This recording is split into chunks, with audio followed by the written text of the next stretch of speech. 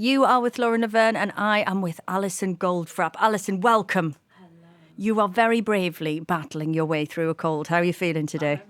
I'm absolutely delightful. You look delightful, and it's delightful to have you here. Welcome, and thank you very much for joining us here at Maida, Vale. So it's an exciting time. Tales of Us is finally out. How does it feel to have it out there? Oh, it's great. Yeah, no, I'm really pleased, and it's been really great doing this kind of thing, doing these sort of intimate little shows, and we did Jules the other week, which was great. Yes, which went fabulously. Yeah, and we went to New York and had a whole orchestra there, which was amazing. So yeah, it's been great. I mean, I suppose with a record like this as well, you can kind of be very creative with it, with how you perform it live, because it works so well as a piece, doesn't it? You know. Yeah, it seems to. Yeah, we've sort of done very little sort of acoustic things as well as sort of much bigger things. So yeah, it does seem to translate in both those worlds, which is really nice, actually. Yeah. Really nice for us. Well, and thanks for coming to do this Maida Vale session for us today. But take us back a bit, because with this album, I know that when you said when you went into the studio, the one thing you were really clear about was that you wanted to take your time with it. So what was the process like? What was recording like? Well, it's sort of we work in the same way that we've always worked, really. But yes, we did. We took our time. I mean, we took about 2 years, and there was some sort of gaps in between. Like we went off to Brazil for a little bit to do some shows there, and Buenos Aires, which was amazing. And so yeah, we sort of just I mean, I think.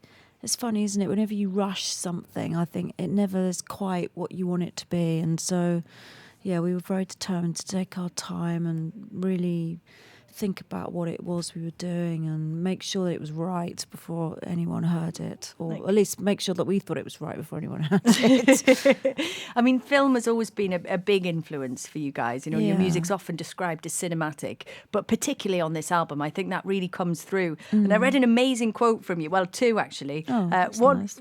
Well, over the years, God, I could write a book. But a couple of the ones I like when you were talking about this record. First of all, like you said, you'd gone a bit mad before you made it, watching films and reading books. What kind of stuff? Oh my God. Well, I sort of rewatched lots of my old favourites like Night of the Hunter, and then I'm a big fan of Louis Malle films, so I watched loads of Louis Malle films and Ingmar Bergman and Persona, which is, had a sort of Woman in the Dunes, which is a Japanese film, and I don't know all that one. kinds of things really. So they were sort of influenced the visuals and the narrative of the songs, and then I also read loads of books, and I just kind of fed myself with stuff which I have to say was very enjoyable. Oh, it sounds it. And well, another thing that I loved was that it seemed that you were kind of like choosing moves to try and transpose onto music, because there was a great thing you were saying about David Lynch's work, where you'd been watching a David Lynch film and you were thinking about the idea of sort of creating an atmosphere in a particular shot of one of his films, but then it doesn't really get resolved. And that's such right. a cool move to think, oh, actually, how would that work in a song? Could you do that in music? Yeah, well, I think we've written sort of kind of tunes that have a regular song structure, if you like. First chorus, middle eight. Yeah, blah, the blah, thing blah. that you expect to happen next does. Yeah, so I think I wanted to try and try and not think in that, try and move away from that. Yeah. But that David Lynch film, it was Lost Highway, and he does that great thing where he sort of has the camera sort of looking around a room and there's just absolutely nothing happening. So there's that sense of, is something going to happen? Like a tension. Yes, has it happened already? Or, actually, what am I looking at something? Or, what it just, this whole sort of anticipation and the sort of narrative that's going on without really very much happening. You know, it's just the suspense of it. I love that. I love that idea. What a genius move to steal. And I wondered as well with, particularly with Will, you can kind of explore that because he's getting really into composition. Obviously, he's done score in the past, but I was lucky enough to host a concert that he did for Radio 3 with Charles Hazelwood in the BBC Concert Orchestra, where he had been reworking a Bach piece with Moogs and kind of this. Well, he's fantastic at string arranging. I mean, he's brilliant at it, and wonderful. So the string arrangements I love. Yeah. So he's not going to say, well, there really needs to be a middle eight here. He could go, I just want to create some tension and then let it sit there and hang there. Yeah. He's going to be fine with it. Yeah. Yeah. Well, that sounds like a good dynamic. So you were saying as well about this album that obviously while Six Music has always played your records, it hasn't always been the case for radio. You feel like, Goldfrapp haven't always been a radio hit band. Is that more in the States than the US or than the UK? Well, it's interesting. I think in the last... Well, I suppose when I said that, I meant at the beginning when we did Felt Mountain and Black Cherry and even Supernature to an extent, people weren't really playing it. So didn't quite know what category to put it in, and so it was like, is it dance music? Is it rock music? What is it?